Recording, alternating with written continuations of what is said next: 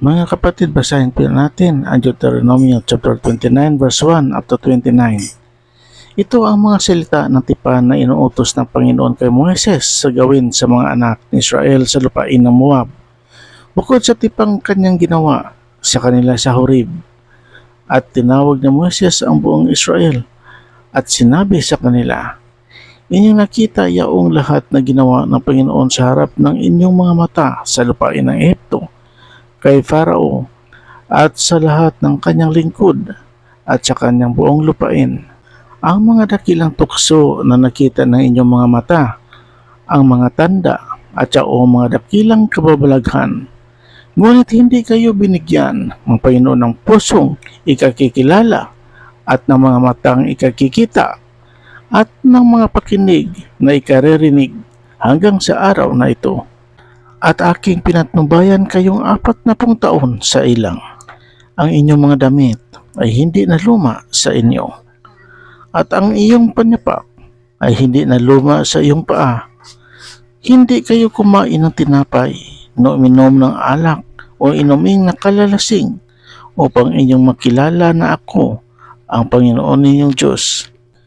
At nang kayo'y dumating sa dakong ito, ay lumabas si Sihon na hari sa Hesbon at si Og na hari sa Basan laban sa atin sa pagkikibaka, at ating sinugatan sila, at ating sinakop ang kanilang lupain at ating ibinigay na pinakamana sa mga Rubenita at sa mga Gadita at sa kalahating lipi ni Manases.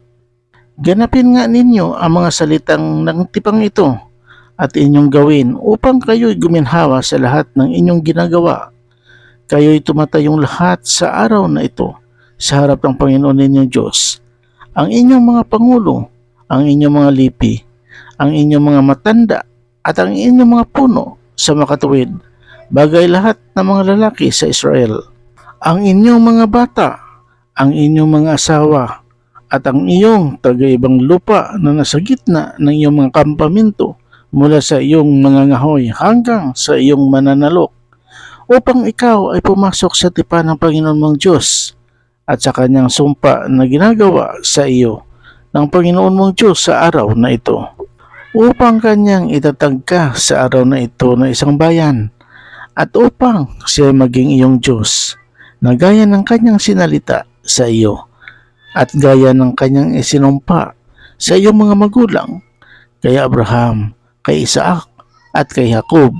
At hindi lamang sa inyo ginagawa ko ang tipang ito at ang sumpang ito, kundi doon sa nakatayo ritong kasama natin sa araw na ito sa harap ng Panginoon nating Diyos, at gayon din sa hindi natin kasama sa araw na ito, sapagkat talastas ninyo kung paano tumahan tayo sa lupain ng Ehipto at kung paano tayo pumasok sa gitna ng mga bansang inyong dinaanan. At inyong nakita ang kanilang mga karumal-dumal at ang kanilang mga idolo na kahoy at bato, pilak at ginto na nasa gitna nila.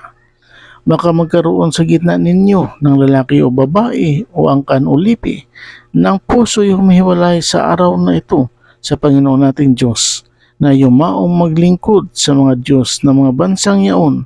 Baka magkaroon sa gitna ninyo ng isang ugat na nagbubunga ng nakakalason at ng ahinho.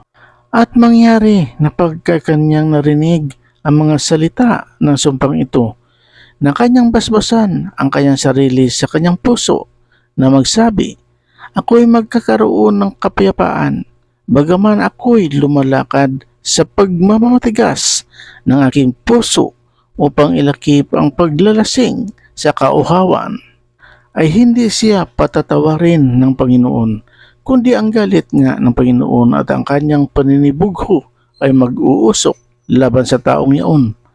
At ang lahat ng sumpa na nasusulat sa aklat na ito ay hihiling sa kanya, at papawiin ng Panginoon ang kanyang pangalan sa silong ng langit. At ihiwalay siya ng Panginoon sa lahat ng mga lipi sa Israel sa kasamaan, ayon sa lahat ng mga sumpa ng tipan na nasusulat sa aklat na ito ng kautusan.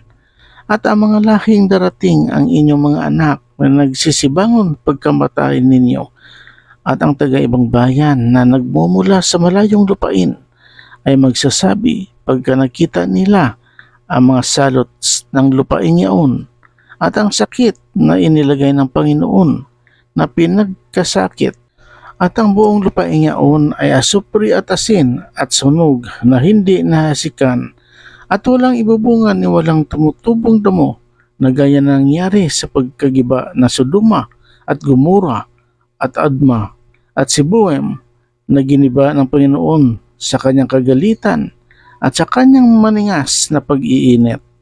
Na ano pat, lahat ng mga bansa ay magsasabi, bakit ginawa ito ng Panginoon sa lupaing ito? Ano ang kahulugan ng init nitong malaking kagalitan? Kung magkagayoy, sasabihin ng mga tao sapagkat kanilang pinabayaan ang tipan ng Panginoon, ng Diyos ng kanilang mga magulang, ng kanyang ginawa sa kanila, ng kanyang kunin sila sa lupain ng Ehipto.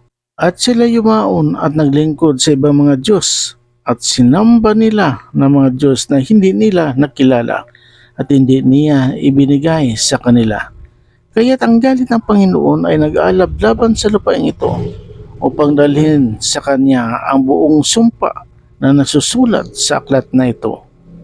At sila'y binunot ng Panginoon sa kanyang lupain sa kagalitan at sa pag-iinit at sa malaking pagkagalit at sila itinaboy sa ibang lupain gaya sa araw na ito.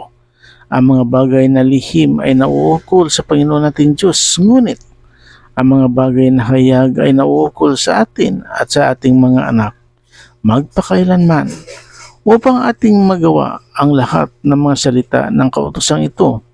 Purihin natin ang Panginoong Diyos. Hallelujah! Hallelujah! Amen.